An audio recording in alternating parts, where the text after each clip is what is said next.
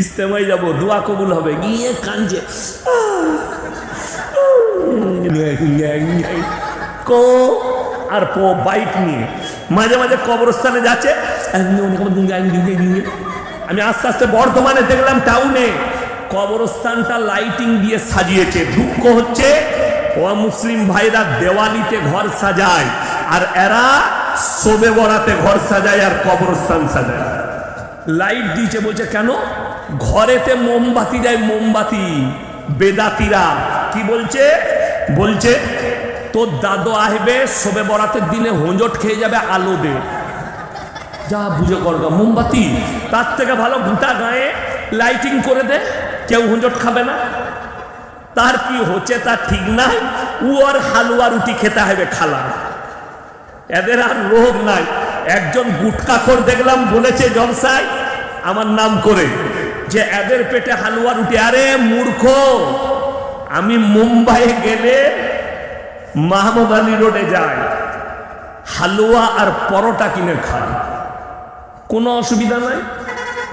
কোনো কে বললে হালুয়া খাওয়া হারাম, কিন্তু শবে বরাতেই হালুয়া রুটি করতে হবে, এক থেকে বড় বেদাত আর কিছু না।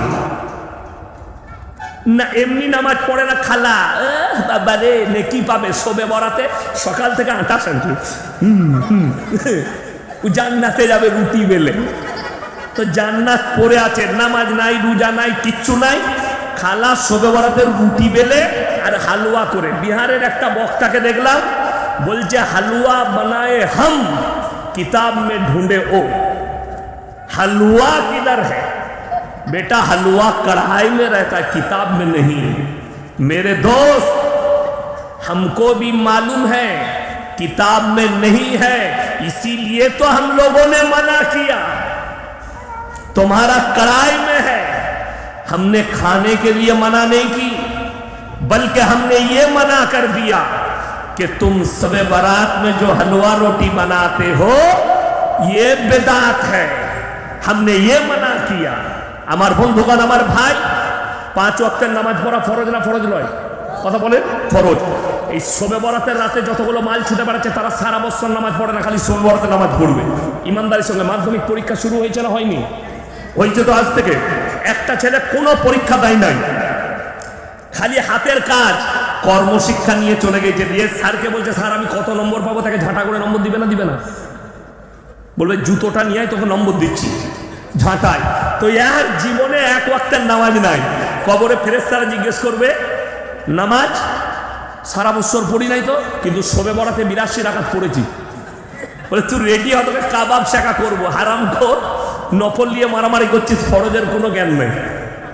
এই হচ্ছে এদের হাল, নাউজুবিল্লাহ, আল্লাহ মাফ করুক। আমার বন্ধুগণ, আমার ভাই, 5 ওয়াক্তের নামাজ ফরজ, এটা জানা আছে না নেই? আল্লাহ রসুল বললেন যার নামাজ নেই তার মধ্যে ইসলাম নেই। 3টে কোয়ালিটির নামাজি আছে আমাদের দেশে। কটা বললাম? 3টে। 5 ওয়াক্তের, জুম্মার, ঈদ আর বাকরা ঈদে। ঈদের দিনে লাফাই কোন মাল কটা? ওই কটা। গলায় লাল তোয়ালি, সাদা জামা, সাদা লুঙ্গি, সাদা জুতো, ঈদগায় পেছনে কাদের হুজুর একটু নিয়তটা বলে দিন তো। নিয়ত নিয়ে কি করবি বে? দরুদ শরীফ জানে না, আত্তাহিয়াতু জানে না, রুকু সিজদা তাসবিহ জানে না, ও নিয়ত নিয়ে ধুয়ে খাবে। আমি যেখানে নামাজ পড়াই, একজন ছুটে এসে আমাকে বলছে হুজুর নামাজের আগে নিয়তটা বল। আমি মোটেই বলবো না, আমার যা পারিস করে লে তুই। যে তাকে জিজ্ঞেস করছি দরুদ শরীফ জানিস? না। আত্তাহিয়াতু? না।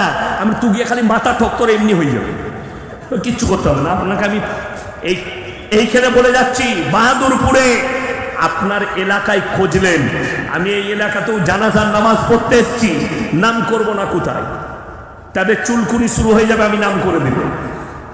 কে বুঝলেন? আমার ভাইজান এই তো ইনিও ছিলেন, আমি নাম করব না কোথায়, জানাজার নামাজের ইমাম ইনি ছিলেন, চুলকুনি হয়ে যাবে।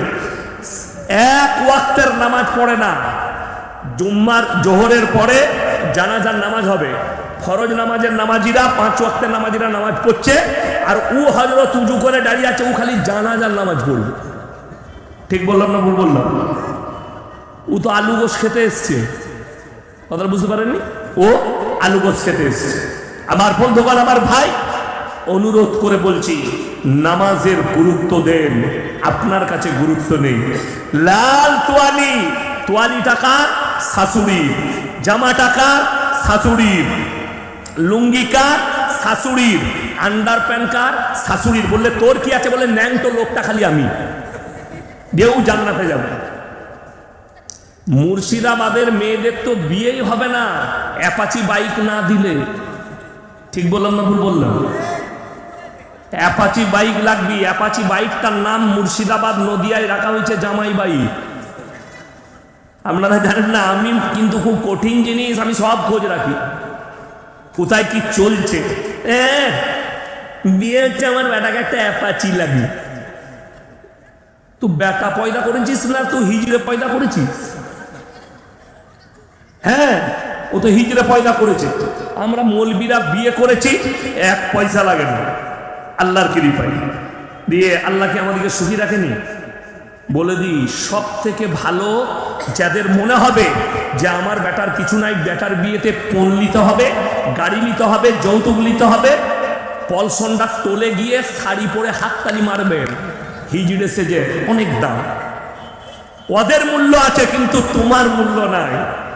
20 রমজান থেকে বউকে বলছে ফোন কর কেন, ফোন কর কেন কেন?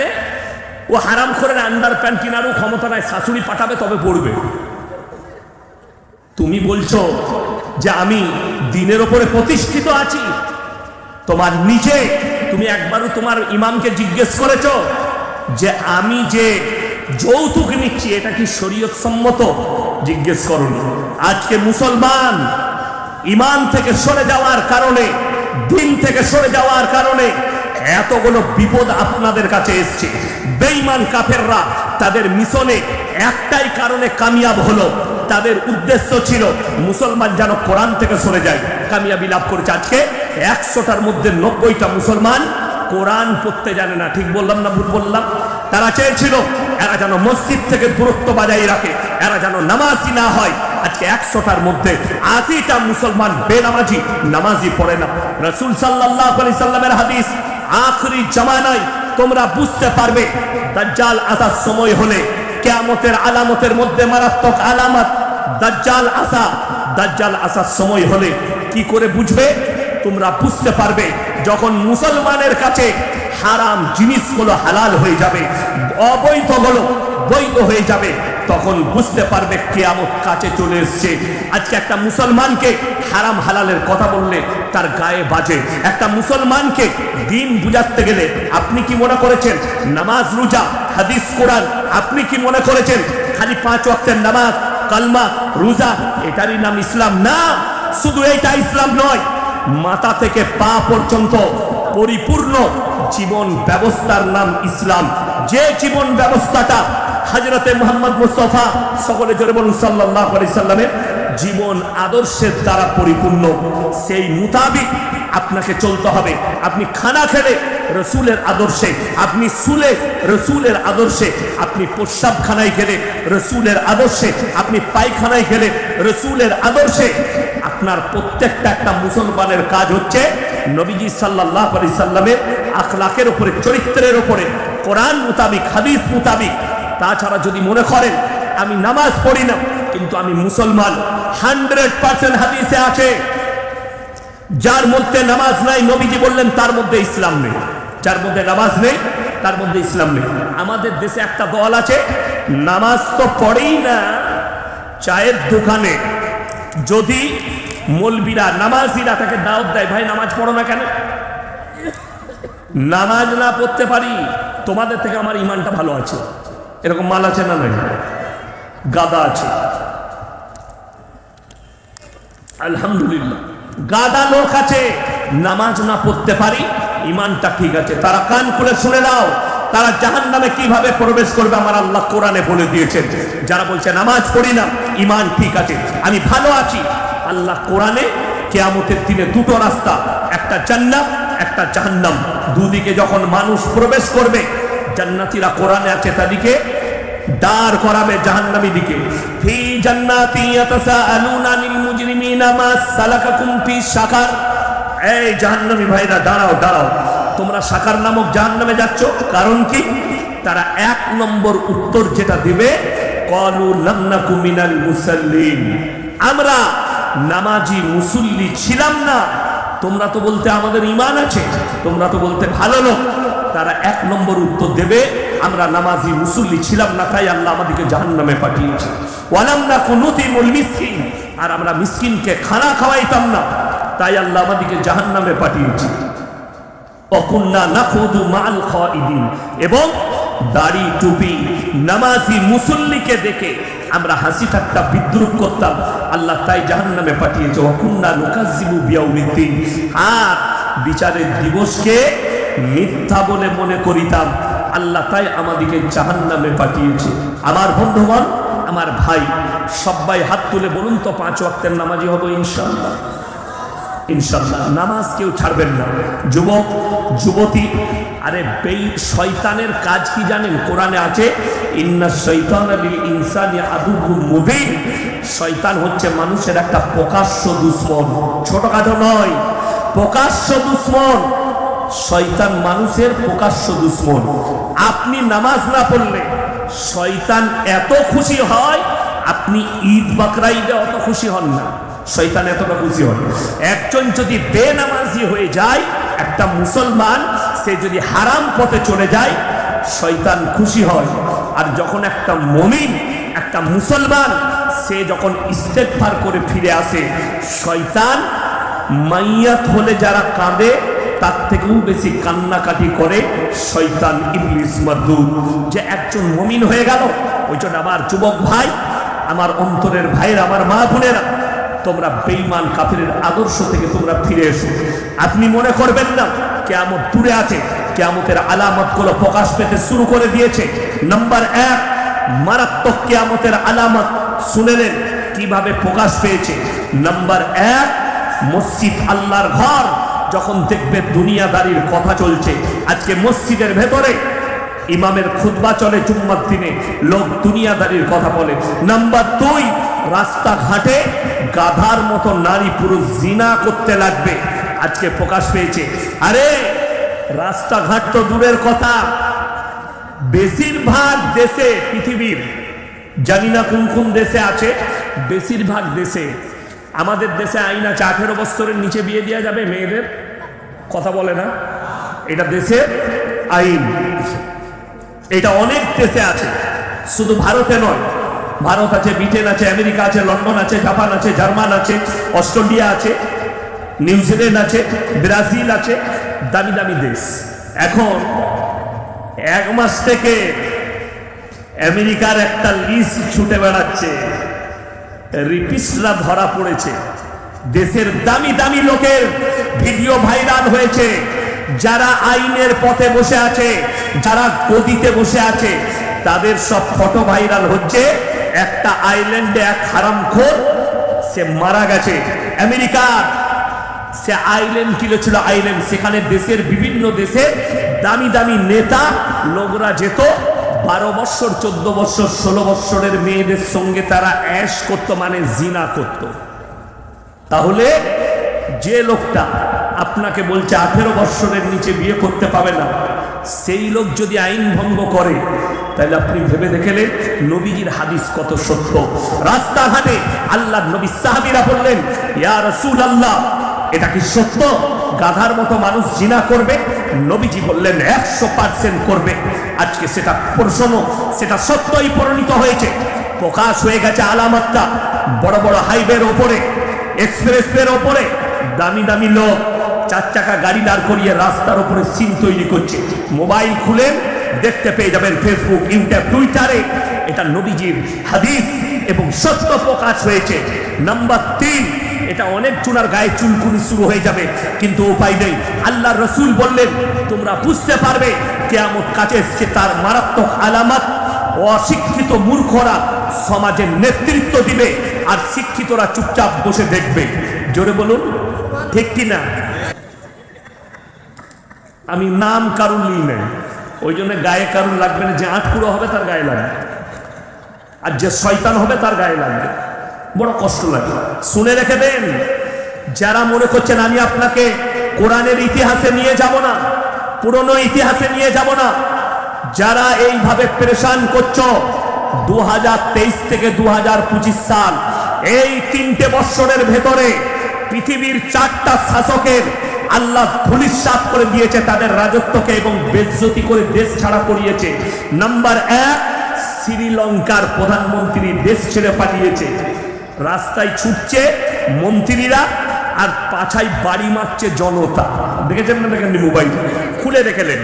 নাম্বার 2, রাজহাঁসের মাংস, পাতি হাঁসের মাংস, দেশি মুরগি, পাবদা মাছ, গোল্লা চিংড়ি, ইলিশ মাছের পাতুরি ডাইনিং টেবিলে রেডি। ম্যাডাম এখন গোসল করছেন, বেরিয়ে তিনি খাবেন। সেনা প্রধান ঢুকে গেল, আপনার কাছে 40 মিনিট টাইম আছে, যা মাল ভরবেন গুছাবেন গুছান, হেলিকপ্টার দাঁড়িয়ে আছে, দেশ ছেড়ে বেরিয়ে যেতে হবে। রাঁধা ভাত আমার আল্লাহ খেতে দেয়নি, সেই মেহমানটা আমাদের দেশেই আছে, না আমার করবো না। समझदारों के लिए इशारा काफी है। আল্লাহ কত বড় শক্তিশালী, আল্লাহ দেশ ছাড়া করিয়েছে। তাকে জিজ্ঞেস করো আল্লাহর শক্তি কি। যে বলছিল যে আমার বিরুদ্ধে যে মৌলবি কথা বলবে তাকে জেলের কুঠরিতে ভরে দাও, কয়েকটা মৌলবিকে মৃত্যুর ঘাট উতরিয়ে দিয়েছে সেই জালিম। আমাদের দেশে আমি তো দেশি মুরগি রেখেছি, পুকুরে একটা বড় মাছ রেখেছি 2 কিলো সাইজে।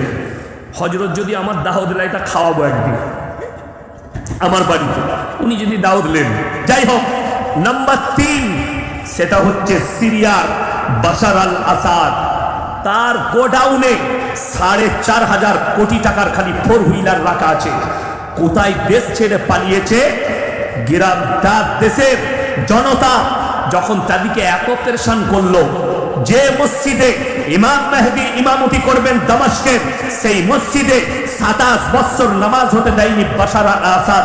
আজকে সেই মসজিদে কিয়ামতের আলামতের মধ্যে একটা আলামত, ইমাম মেহেদী নামাজে ইমামতি করবেন আর আল্লাহ তাআলা দামেস্কের ওই মসজিদে ঈসা মসিহকে নামাবেন। জোরে বলুন সুবহানাল্লাহ। সেই মসজিদে 27 বছর নামাজ হয়নি। বাশার আল আসাদ তার পরিবার নিয়ে বেজ্জতি হয়ে দেশ ছেড়ে পালিয়েছে, সেই মসজিদে নামাজ শুরু হয়ে গেছে। জোরে বলুন সুবহানাল্লাহ। নাম্বার 4, চোখের সামনে দেখলাম কয়েক মাস আগে নেপালের প্রধানমন্ত্রী দেশ ছেড়ে পালিয়েছে। একটা হেলিকপ্টারে দেখছি 5 জন 6 জন ঝুলে আছে, একজন আবার তার বউকে নিয়েছে, তুই চ, মানে তুই মার খাবি। আর একজন পানিতে ছুটছে, জনতার লোক তার পাঠাই বাড়ি মারছে, সে উল্টিয়ে উল্টিয়ে পড়ছে। তোর যে লালবাতি গাড়ি ছিল, তোর যে বডিগার্ড ছিল, তোর যে প্রশাসন ছিল, শুনে রেখে দাও, মাথায় রাখবে। আল্লাহ ফিরাউনের মতো জালিমকে, যে মিশরের মাটিতে দাঁড়িয়ে বলেছিল আনা রাব্বুকুমুল আলা, আমার উপরে কেউ নেই, আমি রব, আমি তোমাদের সব, সেই আল্লাহ তাআলা ফিরাউনের মতো জালিমকে ধ্বংস করেছে, নমরুদের মতো শক্তিকে আল্লাহ ধ্বংস করেছে। আর তোরা চানা পুটি, তোমরা কি ভাবছো তোমাদের কিছু হবে না? তোমরাও রেডি থাকো।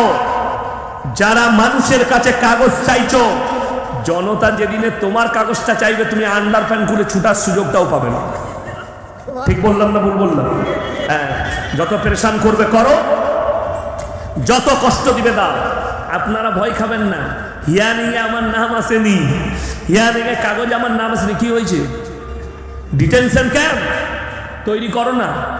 ডিটেনশন ক্যাম্পটাই থাকলে তো বলবে করো। কটা ডিটেনশন ক্যাম্প করবে? আমি বলে যাচ্ছি আপনাদিকে চিন্তা করতে হবে না। আল্লাহর উপরে ভরসা সবাই রাখবো। যদি বলুন ইনশাআল্লাহ। আল্লাহ থেকে বেহতার বিচার করনে वाला কেউ নেই। আর আল্লাহ যখন বিচার করে তখন আর আওয়াজ উঠে না। আওয়াজ উঠে না। সেটা ভালো করে 4টা রাষ্ট্র নেতা বুঝতে পেরেছে যে আওয়াজ আল্লাহর মারেতে আওয়াজ উঠবে না। 4 জনই দেশ থেকে বাইরে, 4 জনই দেশ ছেড়ে পালিয়েছে, বেজ্জতি হয়েছে, দেশে আর ফিরতে পারবে না তারা। বড় কষ্ট লাগে, দুঃখ লাগে। আল্লাহ তাআলা এরকম জুলুম যারা করছে, শুনে রেখে দেন, শুধু এরা নয়, যারা এলাকার নেতা আছেন, যারা দেশের নেতা আছো, গ্রামের নেতা আছো, তোমরা মনে করো না যে আমি নেতা হয়েছি, আমি যেটা বলবো গ্রামে অন্যায় বললে অন্যায়টাই হতে হবে। তুমি যদি অন্যায় বিচার করো, আল্লাহর বিচার তুমি কিয়ামতের দিনেও দেখবা, দুনিয়াতেও দেখে নিবে। ওই জন্য শুনে রেখে দাও, জুলুম কারোর উপরে করো না। যদি নেতা হতে চাও, হযরতে উমরে ফারুক রাদিয়াল্লাহু তাআলা আনহুর মতো নেতা হও, তোমার কাছে ন্যায় থাকবে। বড় কষ্ট লাগে। আমি খালি একটা বিচার শোনাবো। কটা বললাম? একটা। বিচারটা কার জানেন? হযরত মুহাম্মদ মুস্তাফা সকলে জোরে বলুন সাল্লাল্লাহু আলাইহি ওয়াসাল্লাম। আমাকে যদি বিচার করতে দেন, আমাদের বিচার তো গাঢ় দুধে চা দিলে বিচার পাল্টে যাবে। 500 টাকা খালি ঢুকে গেলেই হচ্ছে। ড্রেনটা এরকম যাচ্ছে, বেঁকিয়ে তোর ঘরের ভেতর দিয়ে ভর্তি। কেন? মাল ঢুকে গিয়েছে। এইটা আমি মাদ্রাসায় এক্ষুনি শুয়েছিলাম, আমার পাশে, আমি নাম করব না কে, কেউ ড্রাইভার হবে, সে ফোন করছে যে ভাই তো আমার নামটা মেসেজ ঢুকে গেছে ঘরের, কেটে দিলি। সে মাল ওই দিক থেকে বলছে 20টা দিলি না, 20,000। হ্যাঁ, যারা এগুলো খাচ্ছ, সরকার 1,20,000 দিচ্ছে, আমাদেরকে 10 দে, আমাদেরকে 5 দে। তুমি তোমার মৌলবীকে নয়, তোমার স্ত্রীকে জিজ্ঞেস করবে যে বুকে হাত রেখে বলো তো এটা হালাল কিনা। তোমার মাকে জিজ্ঞেস করে এটা হালাল খাচ্ছ কিনা। আর রাসূলের হাদিসে আছে, যারা নিজেদের সন্তানের মুখে হারাম লুকমা তুলে দিবে তারা কখনো নেক হতে পারে না। আপনি যত দুআই করেন কাজে লাগবে না। রাসূল বলেছেন হারাম দোয়া কবুলিয়াতের জন্য প্রথম শর্ত হচ্ছে হালাল খাবার। তুমি সুদ খাও আর মৌলবীর সঙ্গে জলসার মঞ্চে দোয়া করবে, দিয়ে মনে করছো আমি জান্নাত পাবো। না না না, আমার আল্লাহর জান্নাত অত সস্তা নয়, তোমার মতো সুদখোরের মতো নয়। হ্যাঁ, তোমার কবুল হবে। আল্লাহ, আমি তোমার কাছে আজকে হাত তুললাম, আমি আর জীবনে ইস্তেগফার করে নিচ্ছি, না সুদ খাবো না হারামে যাবো। আল্লাহ তাআলা তোমার বিগত জীবনের সব গুনাহগুলো ক্ষমা করে দিবেন। জোরে বলুন সুবহানাল্লাহ। আপনি খালি ক্ষমা চেয়েলেন, আল্লাহর কাছে মাপ চেয়েলেন, আল্লাহ ক্ষমা করবেন। আমার বন্ধুগণ, আমার ভাই, আমার আল্লাহওয়ালা ভাইয়েরা, আমি অনুরোধ করে বলছি, জীবনে বেঁচে থাকতে প্রত্যেকটা ভাইকে বলছি, প্রত্যেকটা মা বোনকে বলছি, কিয়ামতের আলামতগুলো প্রকাশ পেতে শুরু করে দিয়েছে। আস্তে আস্তে নাম্বার 4